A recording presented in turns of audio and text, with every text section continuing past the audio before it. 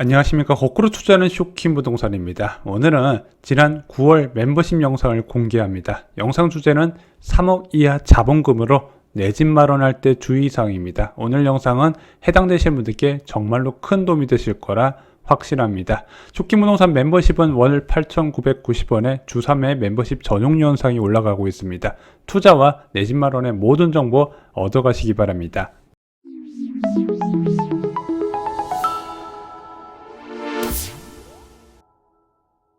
안녕하십니까. 멤버십 가족 여러분, 3주택을 위한 또 한 걸음을 시작해 보겠습니다. 오늘 주제는요, 자본금 3억 이하 내 집 마련 전략에 대해서 소개를 해드리겠습니다. 자, 물론 난 자본금 3억이 넘기 때문에 안 봐도 되겠네? 그러지 마시고요, 무주택자가 내 집 마련 직전에 반드시 알아야 되는 것, 또는 투자자가 내 집 마련 투자 직전에 좀 참고하면 좋을 만한 내용을 동시에 정리를 드렸습니다. 그래서 모든 분들이 끝까지 봐주시면 큰 도움이 되실 거라고 생각합니다. 자, 얼마 전에 설문조사를 진행했습니다. 내 집 마련 자본금이 어떻게 되세요? 그랬더니 3억 이하라고 답하신 분이 42%였고요. 3억 초과 5억 이하가 27%였습니다. 제가 보기에는 자본금 3억 5천만 원 이하가 절반 정도는 될 것으로 보여져요. 자, 자본금 3억 이하이면 어느 정도 가격대의 주택을 마련할까요? 일반적으로 5억에서 7억 사이에요. 고소득 맞벌이면은 맥시멈 대출 땡기셔서 8억까지도 가능합니다. 그래서 제가 이번에 설문조사하고 반성을 많이 했어요. 앞으로 5억에서 7억대 실질적으로 접근 가능한 가격대의 아파트를 자주 추천드리겠습니다. 3억 이하 자본금을 보유한 무주택자한테 추천하는 것은 먼저 공공택지 청약입니다. 2기 신도시나 3기 신도시 최고의 선택이 된다고 생각을 해요. 하지만 문제가 있습니다. 먼저 2기 신도시는 입지가 떨어지는 편이에요. 그리고 3기 신도시는 멀었어요. 2024년 분양 예정이었다가 지금 2026년으로 미뤄진 상황인데 이것도 장담을 못할 것 같습니다. 그나마 2기 신도시가 입지가 떨어져도 괜찮은 물량이 좀 나오는데 아직까지는 무주택자들이 그렇게 관심을 가지진 않으세요. 왜냐하면 단점만 보이거든요. 그럼에도 불구하고 저는 5억 전후의 분양치고는 최고의 선택이 될 거라고 생각합니다. 자, 그리고 민간 분양은 요즘 분양가가 너무 올랐어요. 지금 청약시장 과열 조짐까지 나오고 있죠. 그래서 청약 대기자가 지금 기존 주택 매수로 많이 넘어온 상황입니다. 원래 청약시장 과열은 절대 본인만 과열만 일으키는 게 아니라 기존 주택까지 넘어간다 말씀을 드렸죠. 자, 자본금이 적은 무주택 실소유자의 전략 한번 시작해 보겠습니다. 자, 전략의 첫 번째는요, 바로 눈높이를 낮추는 것부터 시작입니다. 자, 집은요, 많은 사람들이 착각을 하지만 소득이 아닌 자산으로 사는 겁니다. 이것이 가장 중요한 전제예요. 이것을 절대 잊으시면 안 됩니다. 자, 고소득 직장일수록 첫 집에 대한 기대치가 높습니다. 내가 연봉이 얼마인데 서울 신축은 가야겠지? 아니다. 서울을 못 사면 경기도에 갈 거면 적어도 판교나 위례, 광교 정도는 가야겠지? 근데 집값을 봤더니 너무 비싸요. 나처럼 연봉 높은 사람이 못 사네? 거품이다. 고소득 직장인이 집값 하락을 보고 계속 관망하는 대표적인 이유가 바로 여기에 있습니다. 모두가 선호하는 비싼 아파트를 스스로 사는 방법은 무엇일까요? 부모님의 도움 없이. 현 시점에 최대한으로 마련한 가능한 자본금에 힘들지만 감당 가능한 최대한의 대출을 받아서 첫 집을 구하는 겁니다. 당연히 본인이 원하는 선호도 높은 비싼 아파트는 아니죠. 자, 이렇게 첫 집을 구한 다음에 3, 4년간 이 악물고 대출을 갚습니다. 그 다음에 비과세를 받고 갈아타는 거예요. 그럼에도 불구하고 그 비싼 아파트를 못 샀다면 이런 식으로 두세 차례 더 갈아타면서 접근이 가능한 겁니다. 자, 이렇게 첫 집이라도 마련한 사람과 그렇지 않은 사람은 차이가 너무 크게 나타나게 됩니다. 일단 집을 매수하면요, 두 가지를 깨닫게 돼요. 첫 번째, 내가 돈을 너무 함부로 썼구나. 두 번째, 더 사고 싶다 또는 업그레이드 하고 싶다, 이런 욕구가 생기게 됩니다. 그래서 목표가 생기면서 무주택자 때와 분명히 다른 삶을 살게 돼요. 그래서 저는 개인적으로 내 집 마련은요, 빠르면 빠를수록 좋다고 생각을 하고 있습니다. 하지만 첫 집을 구입할 때 주의할 점이 있어요. 황금성입니다. 투자 가치보다 더 우선되는 것이 바로 이 황금성이에요. 아까 말씀드렸죠. 일단은 형편에 맞게 내 집 마련을 하게 되면 그 다음에 소득이 높은 사람들은 어떤 식으로든 옮겨가게 되어 있습니다. 그때 만약에 황금성이 떨어지는 주택을 사게 되면 거기서부터 제한이 걸리게 돼요. 자, 황금성이 떨어진다는 것은 다른 말로 말씀드리면 바로 집값 상승 시기에 늦게 올라가는 뜻도 됩니다. 그래서 여러분들은 첫 집을 구입할 때는 무조건 거래량이 많은 단지를 골라야 되고 최소 700세대 이상 아파트를 고른다는 생각으로 접근을 하셔야 됩니다.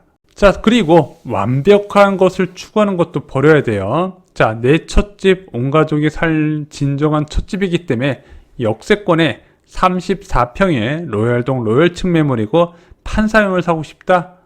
이거 안 되는 거 아시죠? 자, 3억 원 이하의 자금은요, 내 집 마련할 때 많은 자금이 아니라는 것을 인정을 하셔야 됩니다. 여러분들은 힘들게 모으셨겠지만 적어도 자산 시장에서는 얼마 안 되는 돈이라는 거예요. 부동산 자산에서는. 그래서 저는 전용 59 또는 전용 74에서 시작하시는 것을 권해드립니다. 일단 면적을 줄이면 조금 더 황금성이 높은 단지, 선호도가 높은 단지를 고를 수가 있게 됩니다. 다음은 선택을 해야 됩니다. 내가 시세 차익 목적으로 갈 것이냐, 가족의 보금자리 목적으로 갈 것이냐, 구분을 좀 명확하게 하셨으면 좋겠어요.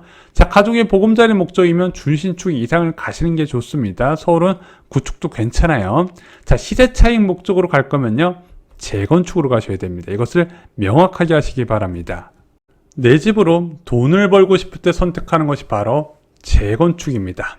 재건축은 토지 투자라고 말씀드렸고, 이 토지 투자는 입지가 최우선이라고 말씀드렸습니다. 자, 부동산에서 입지 많이 이야기하죠. 이거 별거 아니에요. 서울에 3대 오피스 권역이 있습니다. 이 3대 오피스 권역의 거리상 얼마나 가깝냐, 거리상 가깝지 않으면 지하철로 이동할 때 얼마나 빨리 가냐, 이 두 가지가 입지에 해당이 됩니다. 자, 근데 거리상 가까운 곳은 여러분들 같은 적은 자본금으로 한계가 있기 때문에 어디를 접근해야 된다? 바로 지하철로 얼마나 빨리 가냐, 입지가 미래에 좋을 지역을 접근하시는 게 가장 좋습니다. 자, 입지와 더불어서 체크해야 될 게 바로 재건축 사업성입니다. 자, 일반적으로 재건축 사업성은 두 가지를 보셔야 돼요. 첫 번째, 기존 아파트보다 얼마나 더 지을 수 있냐? 그래서 일반적으로 용적률을 보는데 한 가지 더 보셔야 돼요. 바로 평균 대지 지분도 중요합니다. 만약에 초소형 면적으로 구성된 아파트 단지는요, 대부분 조합원들이 중형 면적을 원하기 때문에 앞으로 더 지을 수 있는 단지가 줄어들 수밖에 없습니다. 그래서 용적률과 평균 대지 지분을 같이 보셔야 되고요. 또 하나 더 봐야 되는 거, 아파트를 더 지으면 이것을 얼마나 비싸게 팔 수 있냐를 봐야 됩니다. 만약에 주변의 아파트 가격이 정말로 싸고 수요가 없어서 건설 원가 수준으로 공급하게 된다면 이것은 재건축 사업성이 좋은 게 아니겠죠. 그래서 이 두 가지를 항상 병행해서 보시기 바랍니다. 나는 돈 벌 목적보다도 거주 만족도 높은 내 집을 원한다? 그러면은 두 가지를 보시면 됩니다. 첫 번째는 출퇴근 거리, 그리고 두 번째가 자녀 교육 환경입니다. 자, 한정된 자본금으로는 이 두 가지를 모두 만족하는 집을 절대 살 수가 없습니다. 그래서 이 두 가지 중에서 절충해서 선택을 하셔야 돼요. 자, 그리고 중요한 것, 계약금을 집어넣기 전에 반드시 체크해야 될 게 있습니다. 이사료는 집에서 아침에 출근해 보시기 바랍니다. 그러면은 이 아파트 가격이 왜 이런지 알 수가 있습니다. 막상 아파트 임장에 가봤더니 건물도 낡았고 주변의 환경도 별로인데 이 아파트가 왜 이렇게 비싸? 출근이 빠른 겁니다. 반면에 와, 여기 정말 살기 좋고 공원 같고 주변에 진짜 막 애들 키우기 너무 좋은 환경인데 왜 이 가격밖에 안 되지? 출근이 오래 걸리는 겁니다. 그래서 반드시 아침에 출근해 보시고 계약금을 넣어 보시기 바랍니다.